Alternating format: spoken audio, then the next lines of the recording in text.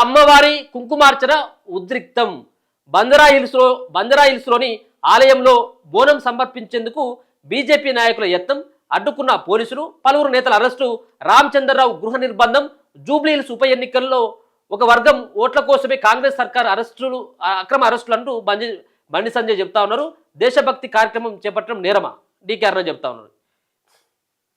Banjara Hills MLA కాలనీలోని పెద్దమ్మ గుడిలో కుంకుమార్చన, అమ్మవారికి బోనాలు సమర్పించేందుకు బీజేపీ హిందూ సంఘాల నేతలు చేసిన ప్రయత్నం ఉద్రిక్తతకు దారితీసింది. మంగళవారం ఆలయం వద్దకు వెళ్లేందుకు ప్రయత్నించిన బీజేపీ నాయకులను పోలీసులు అడ్డుకొని అరెస్టు చేయడం, ఆ పార్టీ రాష్ట్ర అధ్యక్షుడు రామచంద్రరావును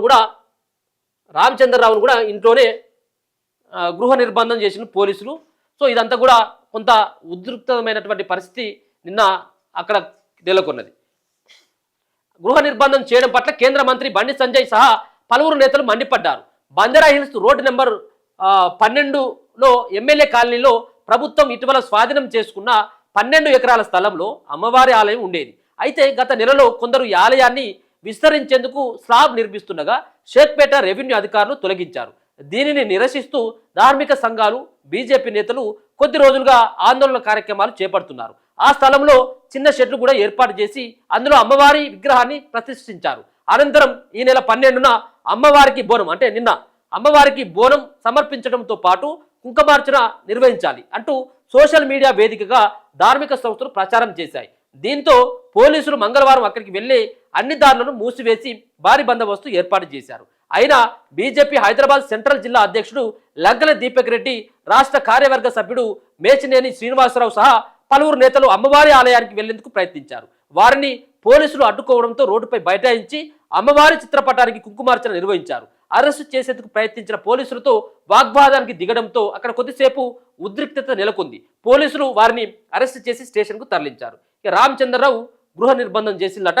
ఇక ధార్మిక సంఘాల పిలుపు నేపథ్యంలో పోలీసులు పలువురు బీజేపీ నాయకులను ముందస్తుగా అరెస్టు చేశారు. ఆ పార్టీ రాష్ట్ర అధ్యక్షుడు ఎన్ రామచంద్రరావును తార్నాకలోని ఆయన నివాసంలో ఓయూ పోలీసులు గృహ నిర్బంధం చేశారు.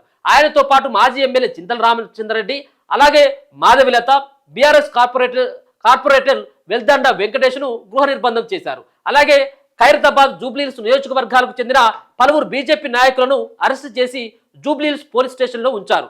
కాగా గృహ నిర్బంధం విధించిన రామచంద్రరావు నివాసానికి పలువురు బీజేపీ నేతలు చేరుకుని ఆయనకు సంఘీభావం ప్రకటించారు. ఈ సందర్భంగా రామచంద్రరావు మాట్లాడుతూ హర్ ఘర్ తిరంగా యాత్రకు బయలుదేరేందుకు సిద్ధమవుతున్న తనను పెద్దమ్మ గుడిలో కుంకుమార్చన కార్యక్రమానికి హాజరయ్యేందుకు వెళ్తున్నారంటూ హౌస్ అరెస్టు చేశారని తెలిపారు. ఇది రాష్ట్ర ప్రభుత్వం, పోలీసుల అవివేకమైన చర్య అని మండిపడ్డారు. తనతో పాటు నగర వ్యాప్తంగా బీజేపీ శ్రేణులను ముందస్తు అరెస్టు చేయడం చూస్తే పెద్దమ్మ గుడి ధ్వంసం ఘటనలో రాష్ట్ర ప్రభుత్వం తప్పిదం ఉన్నట్టు అర్థమవుతుందని వ్యాఖ్యానించారు. అలాగే రాష్ట్రంలో కాంగ్రెస్ ప్రభుత్వం హిందూ వ్యతిరేకత చర్యలకు పాల్పడుతూ హిందూ వ్యతిరేక ప్రభుత్వంగా మారిందని ఆరోపించారు. బుధవారం ఆలయాన్ని సందర్శించి పూర్తి వివరాలు తెలుసుకుంటారని చెప్పేసి రామచంద్రరావు గారు చెప్తా ఉంటే రాష్ట్రంలో అరాచక పాలన కొనసాగుతూ ఉన్నది.